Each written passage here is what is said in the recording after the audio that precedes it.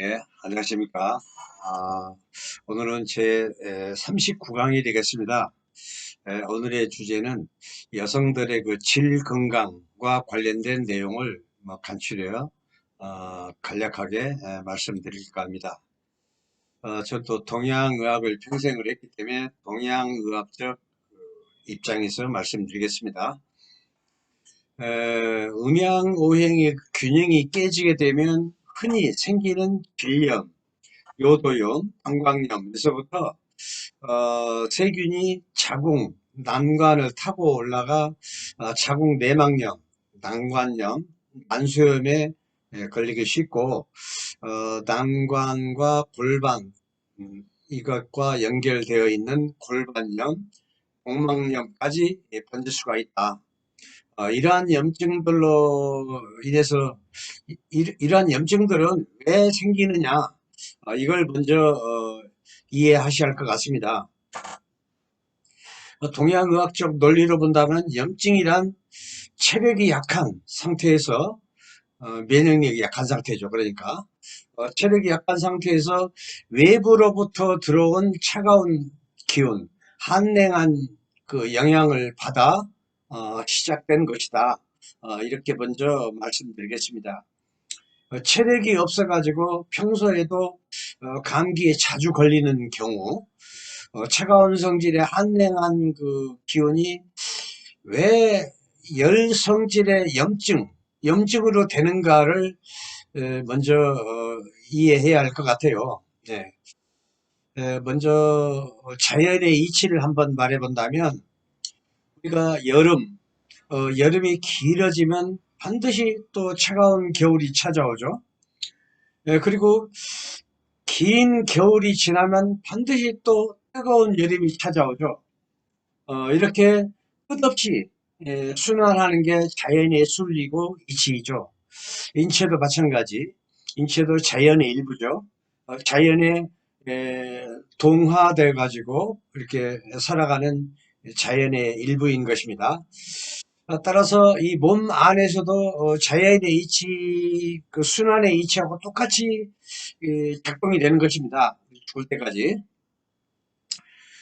따라서 찬 기운이 길어지면 열성으로 변하죠.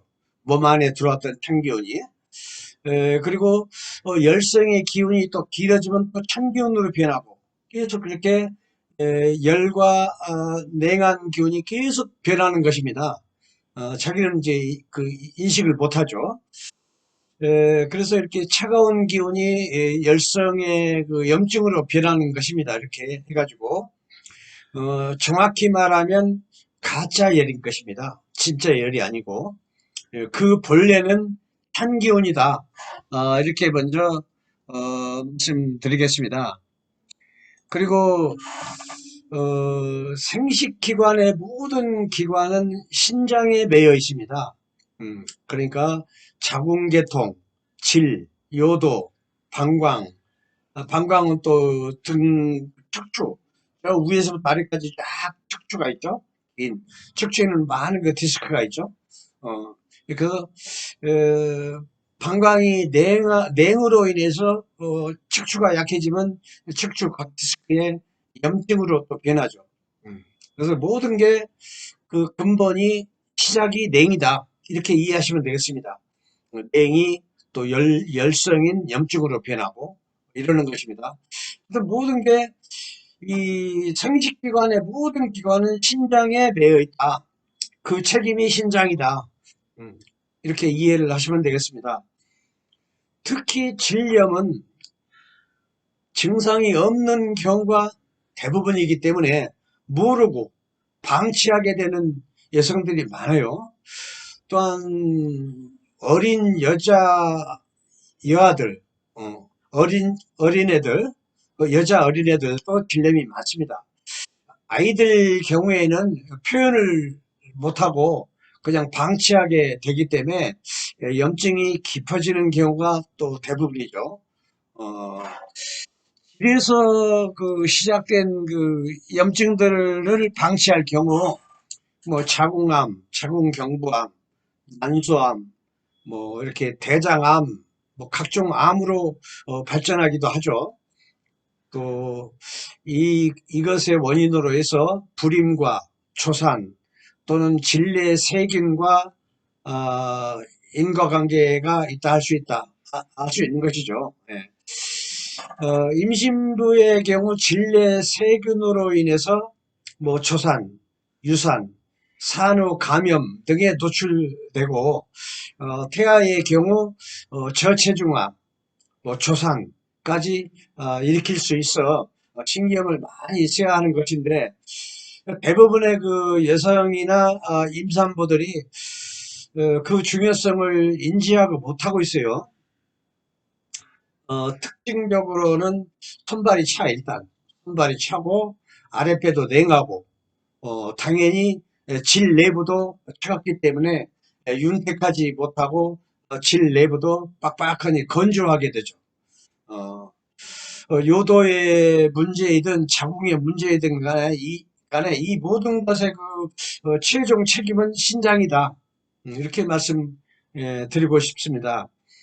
하여튼 이 생식기의 모든 기관은 신장에 매여 있기 때문에 따라서 신장의 양기를 보충해서 신장의 냉기를 몰아내야 하는 것입니다. 그래서 콩팥을 닦듯이 해야 한다. 이런 얘기인 겁니다. 그래서 손발이 차고 아랫배가 찬 사람이 이제 특히 문제인데 신장의 따뜻함을 늘 유지해주면 이 하부기관인 생식기 모든 기관은 언젠가는 정상으로 작동이 된다. 따라서 이 냉한 기운 때문에 생긴 질 내부의 건조함도 사라질 수 있다. 사라진다. 이런 논리입니다. 그래서 신장을 따뜻하게 해주는 약초 식품으로는 먼저 떠오르는 게 계피입니다. 계피. 그리고 계피를 보좌해 줄 수 있는 건강. 건강이라는 건 생강 말린 걸 건강이라고 하는 것입니다. 생강을 송송송 썰어가지고 햇빛이 닿는 베란다에다가 쫙 맨날 며칠을 널어놔. 그럼 바짝 건강이 됩니다. 그러면 생강 때보다 더 뜨거운 성질로 변해요. 그래서 이 계피하고 건강을 이렇게 차처럼 데려서 수시로 잡수시면 많은 효과를 기대할 수 있겠습니다. 주의할 점은 예를 들어서 이런 주전자에다가 건강을 한 주먹 넣었다. 그러면은 계피도 똑같이 한 주먹 넣지 말고 한 3분의 1 정도 조금 향기만 날 정도로. 이 계피는 자극성이 있어가지고 욕심껏 많이 넣으면은 속쓰려서 못 먹어. 그 약을 버리게 돼. 그래서 향기만 날 정도로 한 서너 조각 이만한 주전자에다가 그렇게 해서 차처럼 노상 잡수시면 나도 모르게 좋아져요. 이런 경우는 이제 보통인 경우이고 염증이 아주 심한 경우에 아주 심한 경우에는 효과가 아주 빠른 게 있어요.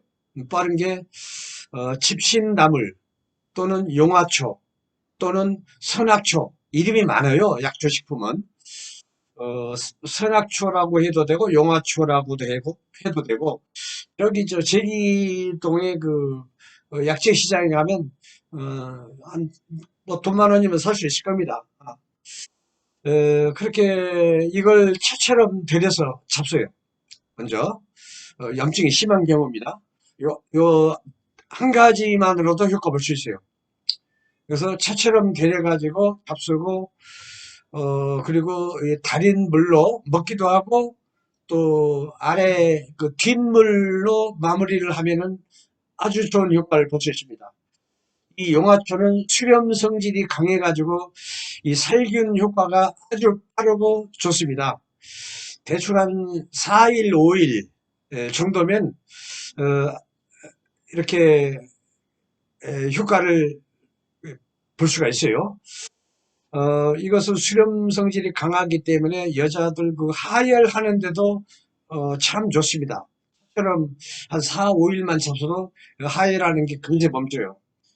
월경 과다 이런 경우도 참 효과가 좋습니다. 이 설악초는 독한 성질이 없어요. 무독한 약초입니다. 안심하고 잡수셔도 되겠습니다. 이렇게 했는데도 안 되면 가까운 한의원, 한약방에 가세요. 가서 자문을 구하시면 해결이 됩니다. 그래서 간담 한약방 한의원에는 부자가 들어간 팔미가 딱 준비가 되어 있습니다. 그러기 전에 이미 선악초라든가 건강 계피 이 정도로 이미 다 해결되는 겁니다. 정 안 되면 한약방 한의원 가시라고. 그래서 오늘은 그 여성들의 질 건강에 대해서 간략하게 말씀을 드렸습니다. 구독과 좋아요, 공유 이거 좀 부탁드리겠습니다. 어, 또 다음에 또 다른 주제로 다음에 또 뵙는 걸로 하겠습니다. 네, 감사합니다.